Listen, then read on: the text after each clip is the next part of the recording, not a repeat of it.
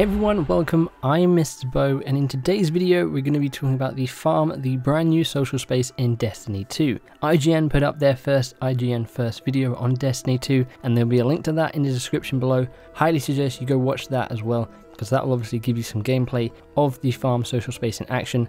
In this video I'm going to be showing you some screenshots, as well as talking about some of the new information we learned about this new social space. So to begin with, the social space of the farm will hold up to 26 people, you and 25 other players. That is a lot more people than we were able to get in the tower in Destiny 1. It was 16 in the tower and it is 26 on the farm. Now granted, we didn't get to see every nook and cranny of this new social space, but just from the look of this video, it does look slightly smaller than the tower, but that could possibly be because this is sort of an open kind of social space, unlike the tower where you could go down these hallways to get to other places. So it might just be from the look of this video that it kind of looks a little bit smaller. So the first thing they showed off is that the Postmaster is returning. You're going to be able to get all your items like you did in Destiny 1 from the Postmaster. Along with that, they also showed off who the Cryptarch is going to be on the farm.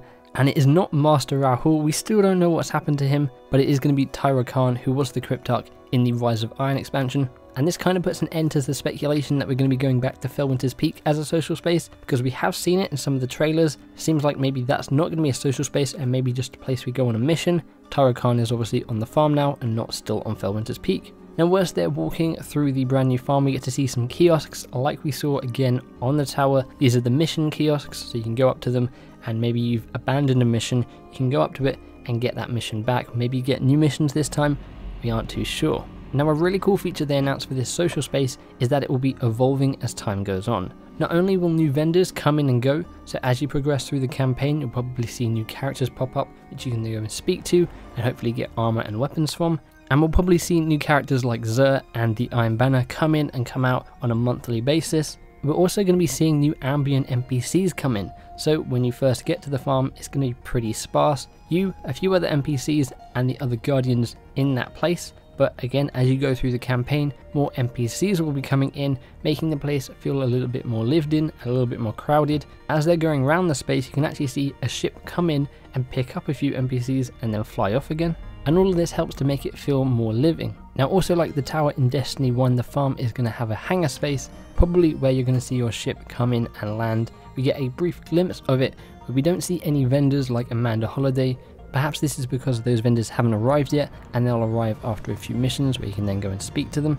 And then they confirm there is going to be football for us to go and play. There is a pitch and a soccer ball. You can score points and it will keep track of your score, and then after a certain amount of points, I would assume, it will announce a winner, and that's just a cool activity you can do in this new space. Along with that, there's also going to be a ton of hidden activities that you can accomplish, which will give you rewards and flares to show off to other people in the farm.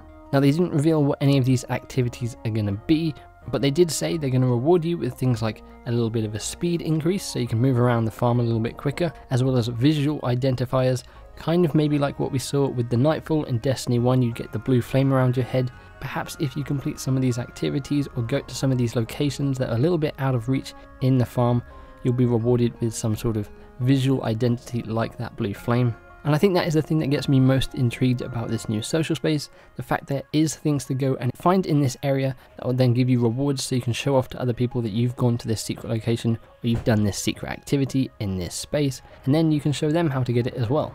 So that was some new information and a quick look at the new social space in Destiny 2 called The Farm. We don't know of any other social spaces at the moment. There might be a social space on some of these other planets we're going to be able to explore. Again, there's a link in the description below to IGN's video where you can go and watch this 4-minute video in which they walk around this space. You can get a little bit of a better idea what this place is going to feel like when you're actually there. I'll also leave a link down in the description below to IGN's schedule for what they're going to be revealing all this month, so make sure you keep track of that so you know what's going to be announced when. Let me know what you guys think of this brand new space. Are you excited to explore it, or do you think it doesn't look as good as the tower, the reef, or even Felwinter's Peak in Destiny 1? Let me know in the comments below. If you enjoyed the video, feel free to give the like button a big old hug and subscribe for more Destiny 2 content and coverage. Hope you guys have an awesome day, thanks for hanging out with me, and I'll catch you in the next one. Bye bye.